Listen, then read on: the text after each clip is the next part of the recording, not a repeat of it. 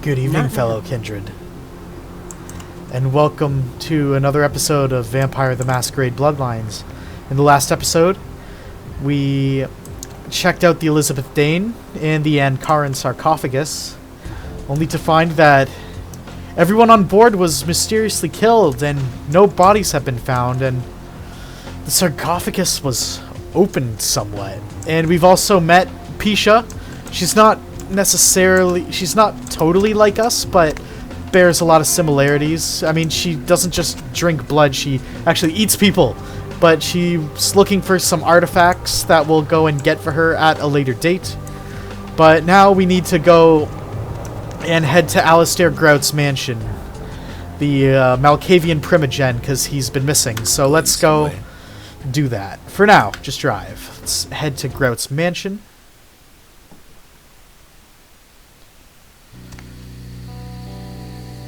The hell? Nines, what are you doing here? You. What are you doing here? I might ask you the same thing. Out now. What, are you looking into Grout's disappearance too? Or, no, you feeling alright, man? You should get out of here. This place is bad news. Pardon me. Why? What's inside? Okay, that's weird. Okay, very weird. Very weird. Nines is acting pretty strange. Kind of a cool looking place, but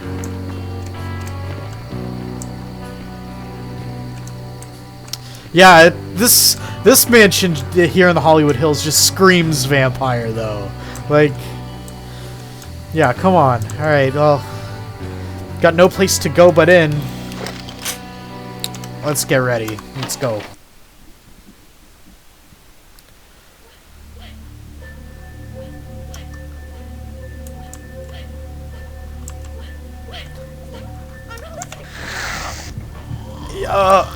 Yeah, so these people are Alistair's ghouls. They're not vampires or anything, but they are hostile. They're, you know, pretty crazy.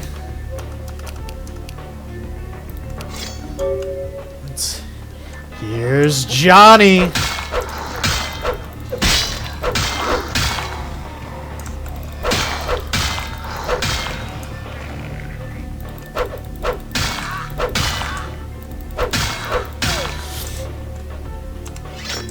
Alright, got ourselves a little tape recorder here, so let's listen.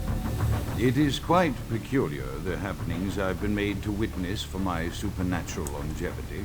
I am thinking of one unfortunate phenomenon in particular, of unique interest to my station, both as a professional and as a sufferer of this vampiric condition. It seems the stream of time has begun to erode the moorings of my chosen course of study, for the methodologies that gave birth to psychology are slowly disappearing. I find myself in an era that overlooks the physical component of psychological pathology time and again in favor of the sophistic practices of Freud. Phrenology, dactopintilism, and the rest of the old guard has fallen by the wayside, its champions all silenced in death, with my unique exception. Would that I could make my voice heard again, although it may be suspicious should I return to popular medical discourse 50 years after my apparent death.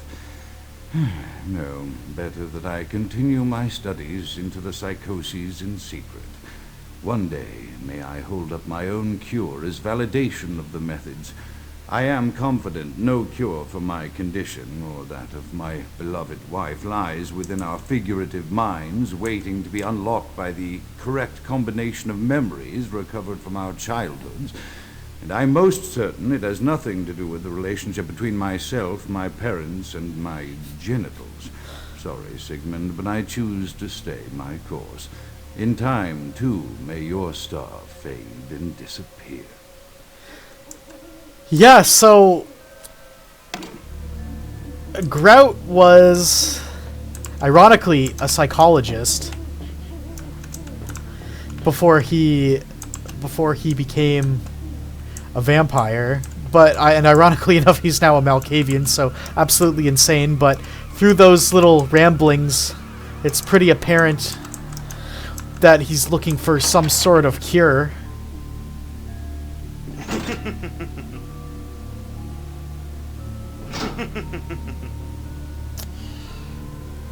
Okie doke.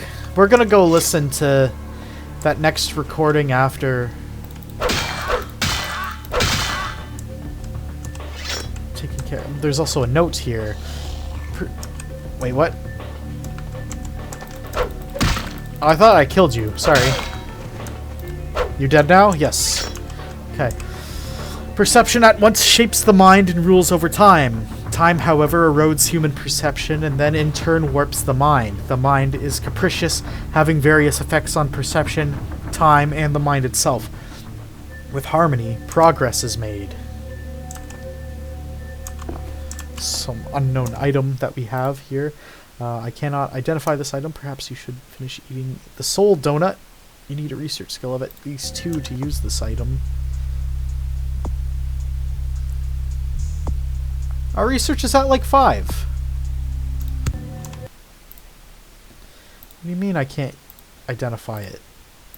Our research is like really good. Oh, here we go. We gained the Weekapug Thistle.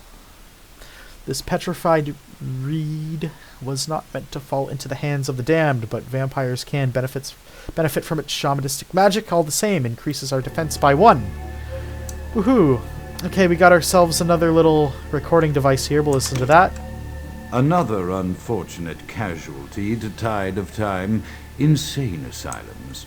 I lament their loss not only as brokerage houses for the breadth and depth of human psychoses, but also I shall mourn the disappearance of that peculiar environment present only in an insane asylum. That palpable atmosphere of blistered brains and churning bowels, the odoriferous melange of freely flowing bodily humors, that gently rolling cacophony of distant sobs and screams, the muttered cursing at perceived enemies, and the blissful gurgling of the lobotomized, like a newborn babe discovering the sky.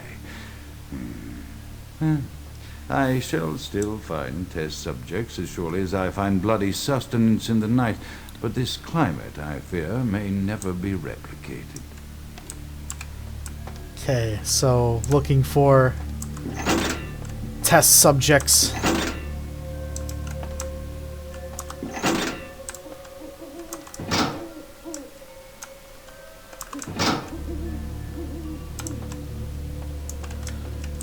Did that do it? No.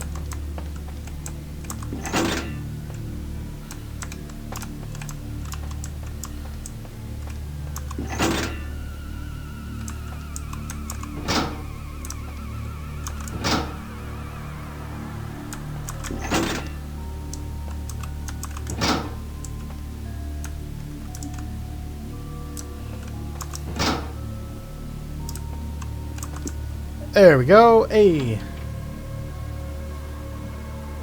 So we've unlocked something. And we got some experience for doing that. Can't go up there, unfortunately. Let's get the axe out. Never know.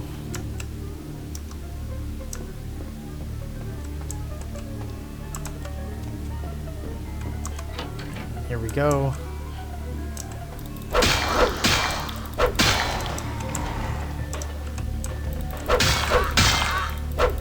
More of Grout schools.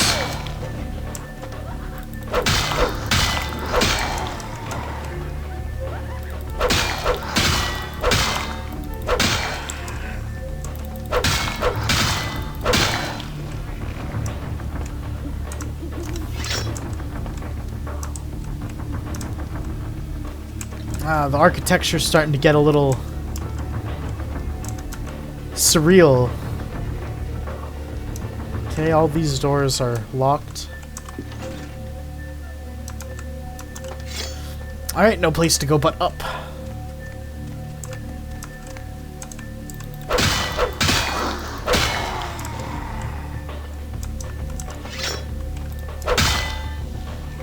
Ow.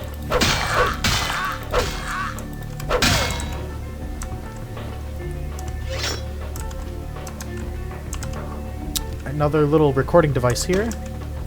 Often I reflect with great regret on the missed opportunity that was my infector. Had I been conscious after the attack, I could have stopped the orderlies from locking her in the roaming pen.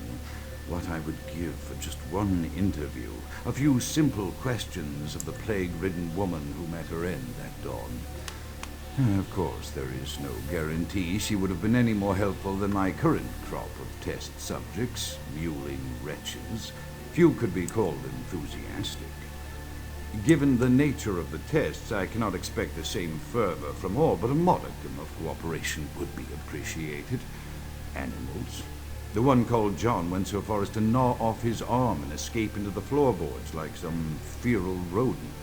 I still hear him scurrying about at night. He must be making an atrocious mess in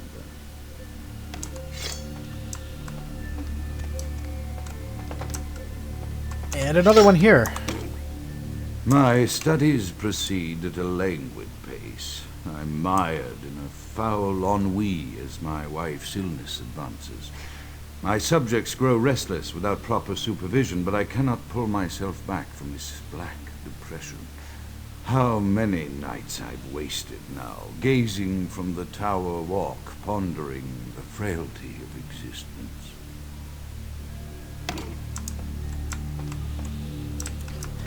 I don't really know what his wife's condition is, but it kind of reminds me of Victor Fries from the Batman universe and how he's looking for a cure for her. I guess she's probably a vampire too, maybe?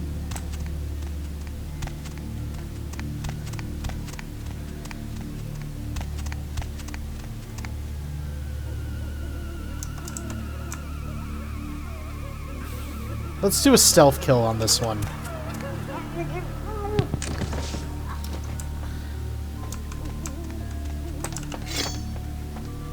We're heading further down.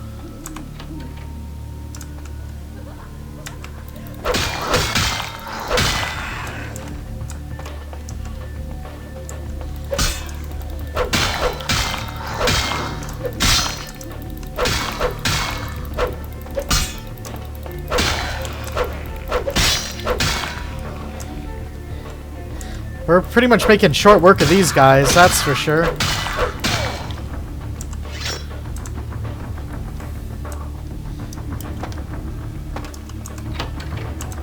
Okay, there's that way. Okay, so that leads... These two doors pretty much just lead out to here. Okay. Kind of going a little in circles. And we can't get through there because it is locked, so this way.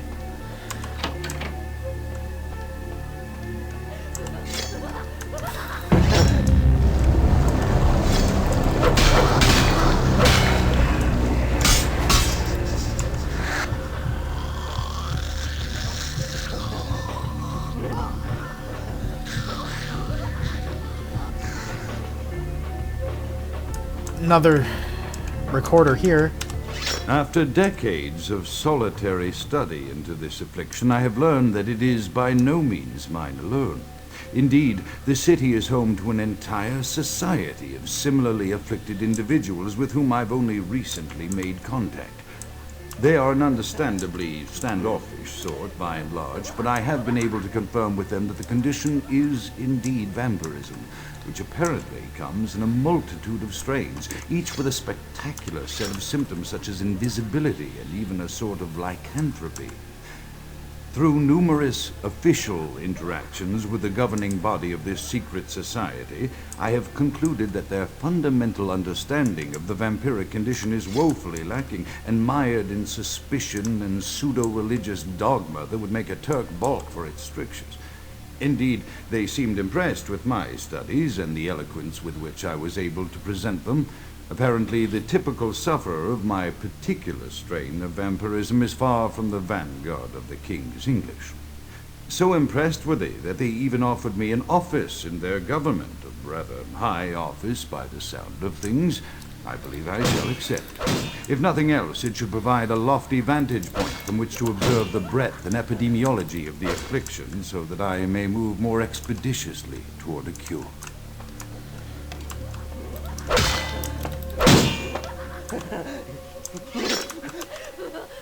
So, yeah, Grout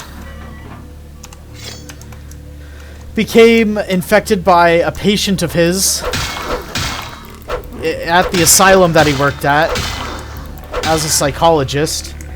And unfortunately, he didn't know about his condition until he found out about the Camarilla. But, you know, a lot of Malkavians actually can be fairly catatonic and just not really able to function. You know, their insanity kind of varies between each of them. But, yeah, the Camarilla leadership were so impressed by just his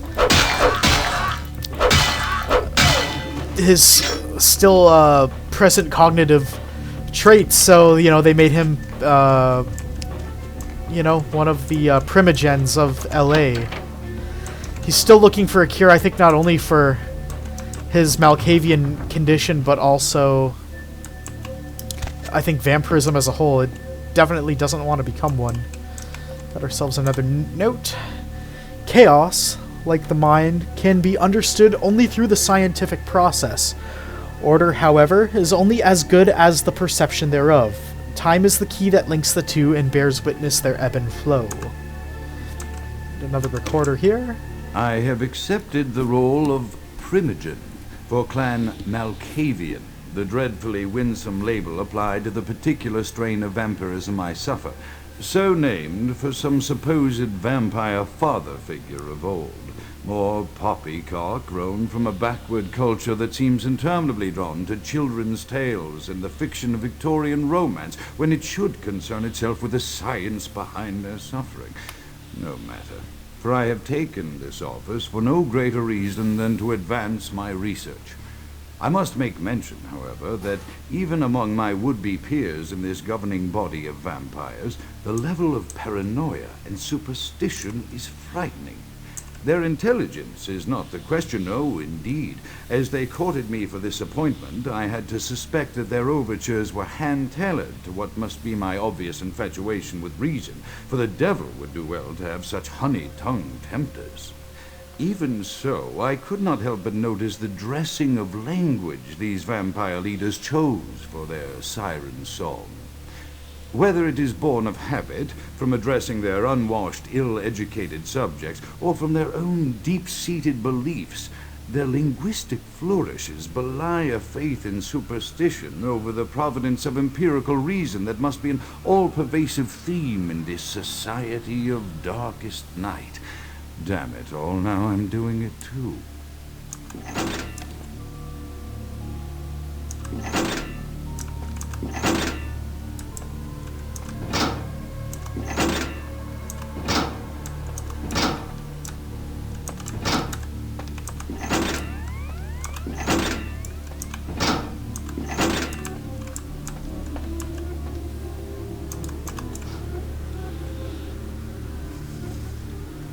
Alright, we've opened another compartment.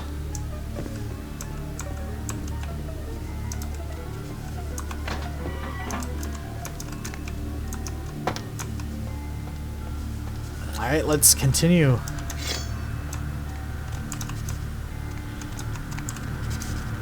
Okay.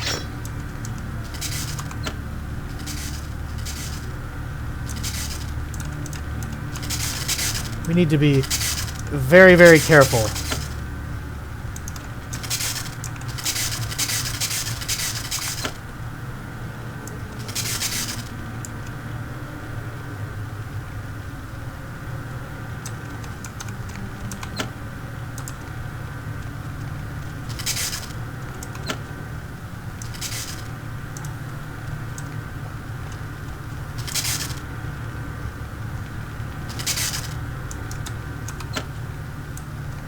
Alright.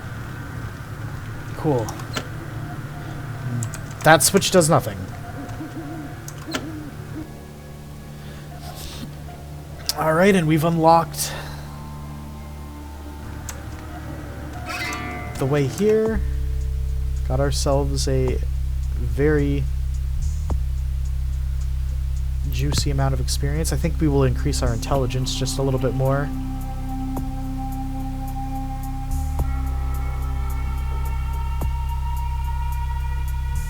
And then maybe perception.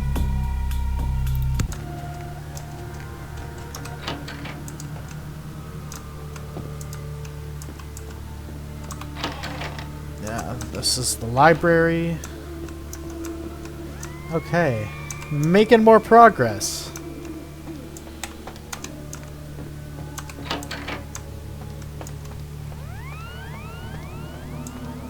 And this is the door that we need to go in. Alright.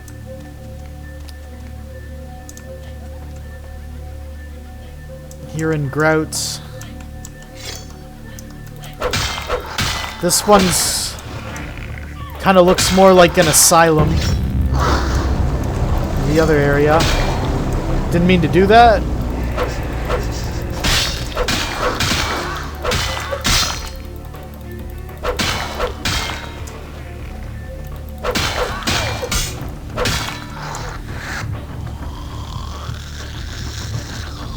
Alright, get some more blood.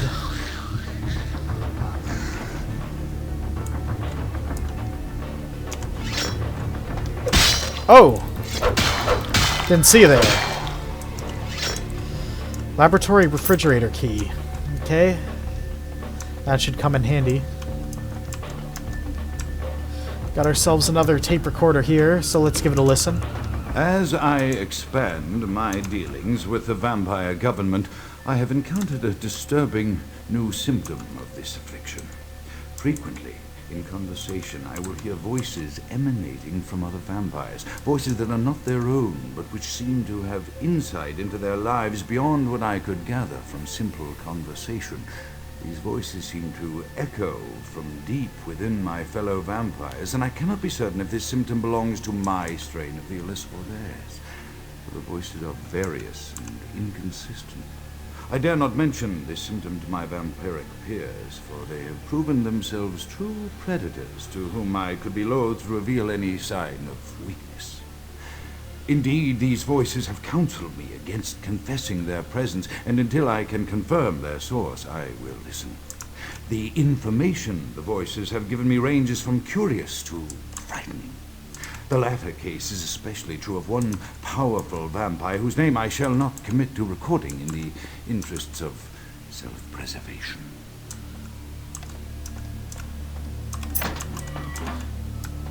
All right. Hey, we got blood packs, and we got Elder Vitae. Elder Vitae is this bag contains extremely potent blood. The hows and wheres of its origin are probably best left unexplored. Yeah, so that's blood that belongs to some sort of elder vampire of some sort, but it's very, very useful to us. It's pretty much like a full, like, it can pretty much heal you from near death, and if you're like totally out of blood, it gives you like a full meter back.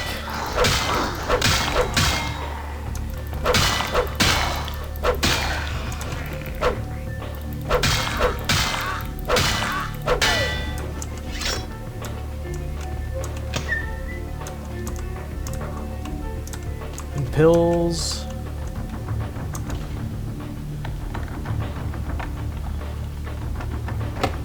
Difficulty lockpick skill of 5 for that one.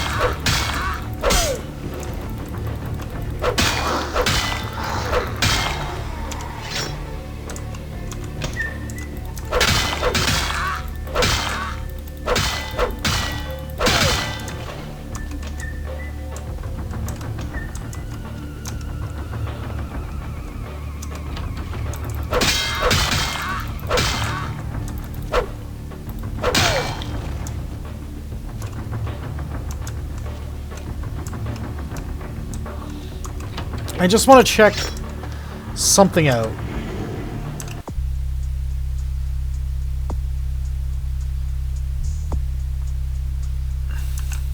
Okay. Excuse me. The blood buff.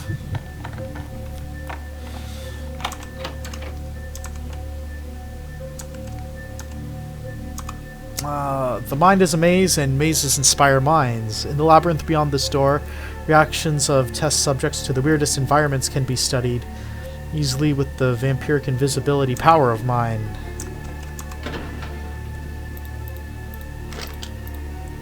We can't take those shotgun shells, but yeah, let's try this area over here.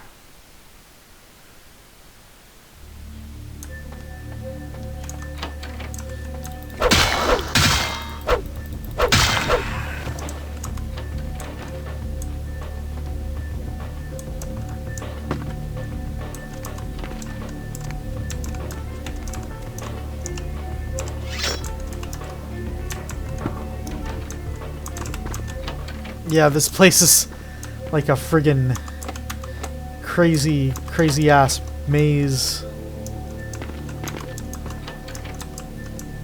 Kinda cool.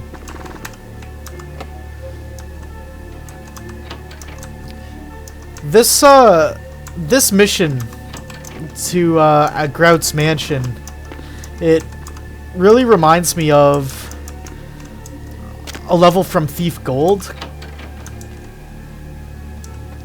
called Constantine's Mansion. Yeah, that place, you have to go in and steal some sword belonging to this eccentric noble named Constantine. But yeah, the place is just very surreal and weird. Filled with like weird traps and stuff like that. And yes, a lot of stuff like this, you know.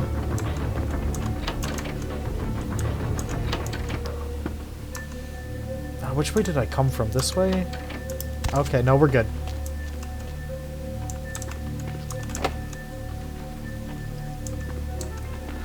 Like, even in here, you know, you can... They're fake stars, you know? You can...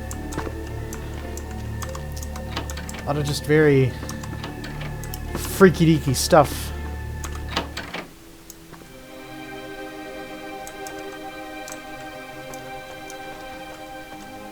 Ow!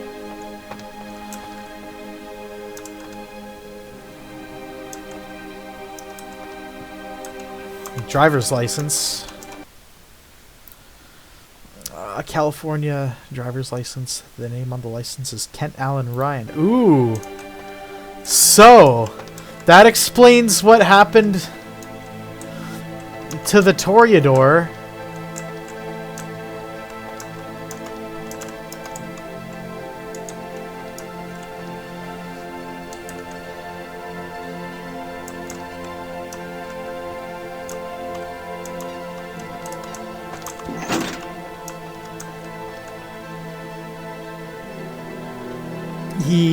He burned himself to a crisp.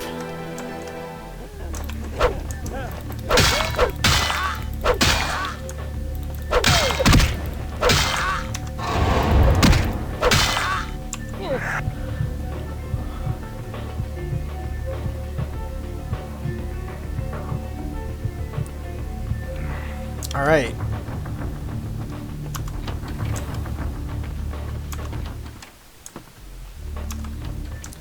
And yes, it was this way. Okay.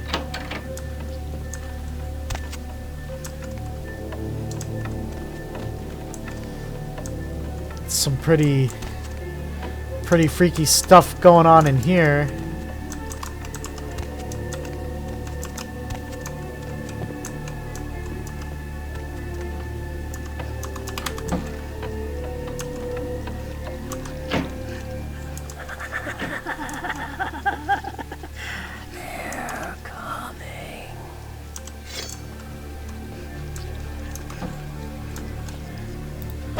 Yeah, that's freaky. They're all waving me goodbye.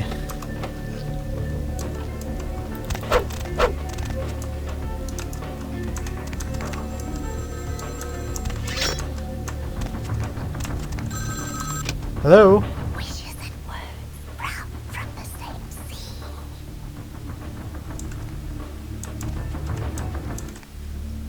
Okay, yeah, it looks like they want us to leave.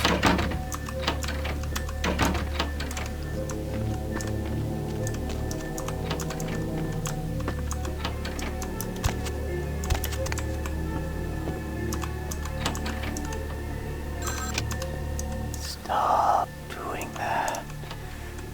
Mother should be too pleased. None too pleased.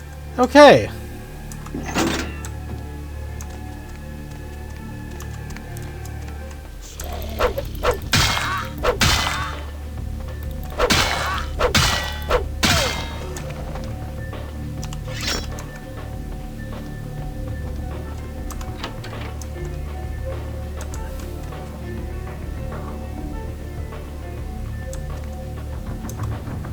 More morphine. Nights gone by. Taste of the master's blood. Yeah, so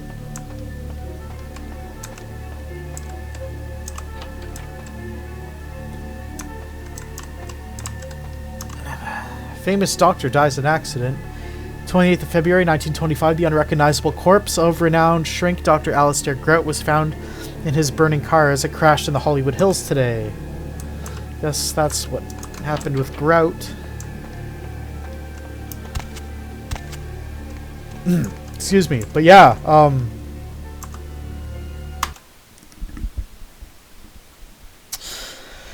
ghouls can inherit some of the traits of whoever their sire is, and that's kind of made us take like a pretty big shortcut. But yeah, like you know, if you're Malkavian,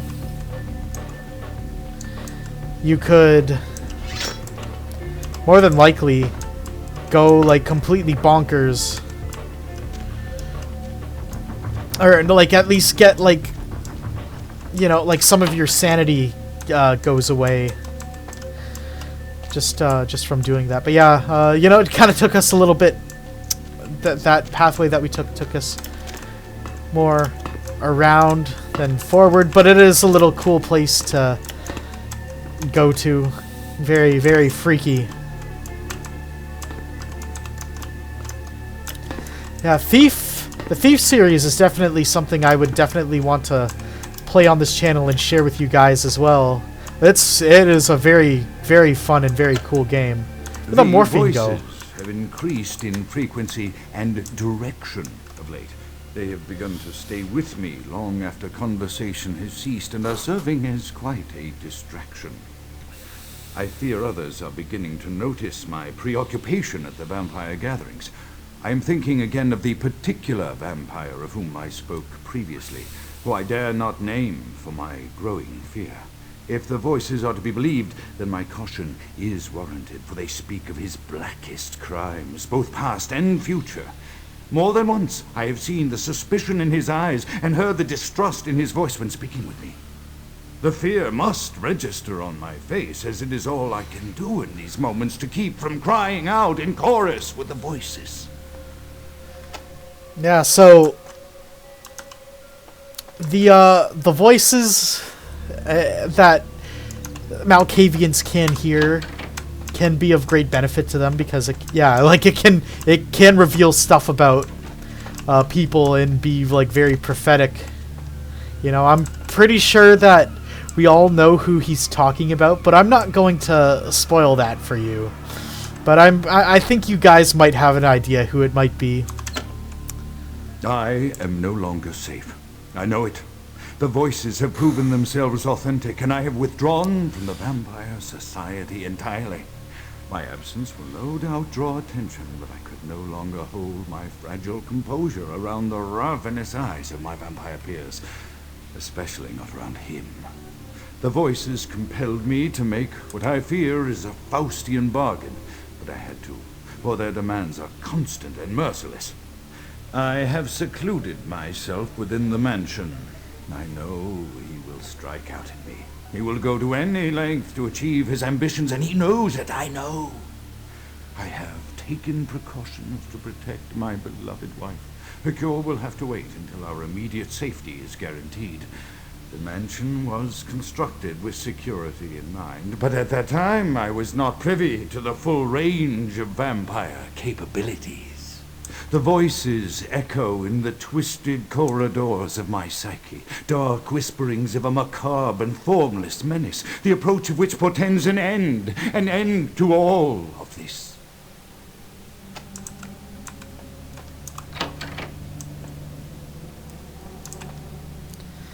And here is Alistair's wife. Yeah, again, reminds me of Victor Freeze. And like how, you know, just how preserved they all are. And a ring.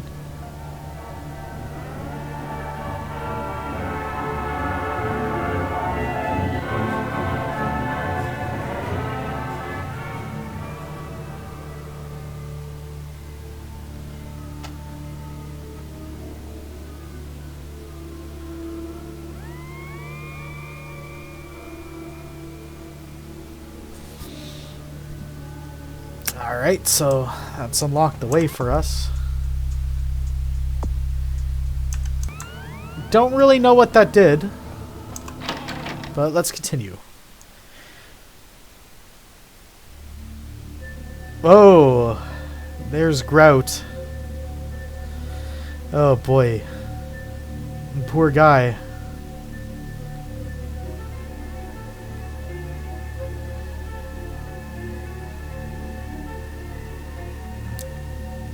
His final death has been achieved.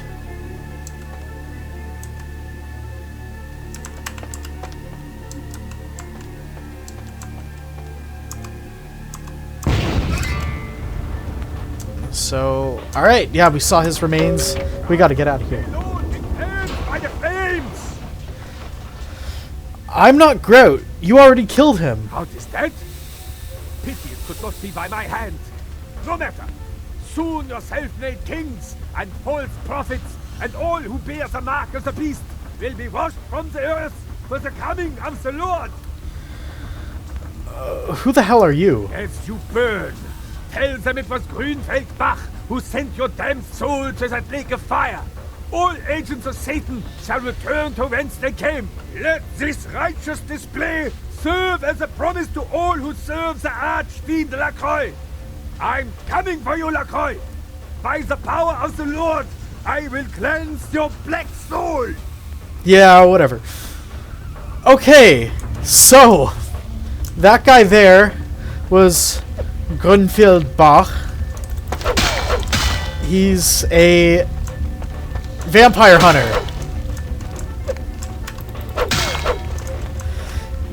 From one of those old holy orders that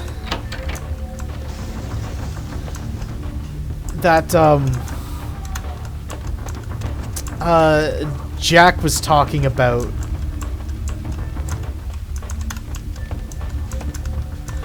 But you know, as it turns out, he wasn't the one that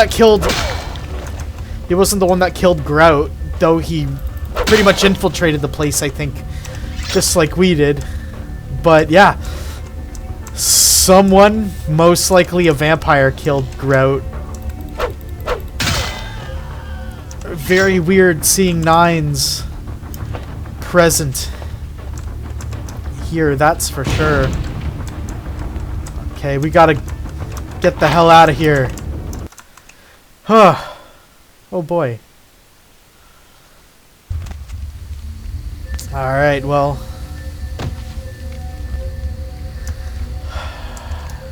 Well, rest in peace, Grout. May you find the peace in your final death that you never got in your eternal life afterwards. And may you and your wife find yourselves together again. Farewell.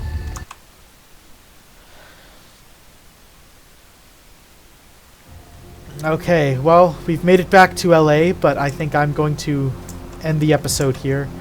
Once again, this has been Brotherman Games. Thank you all so much for watching.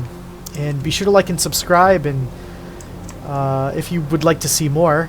Next episode, we'll be heading back up to LaCroix's tower to inform him of the news of Grout's passing. So, take care, guys. Bye-bye.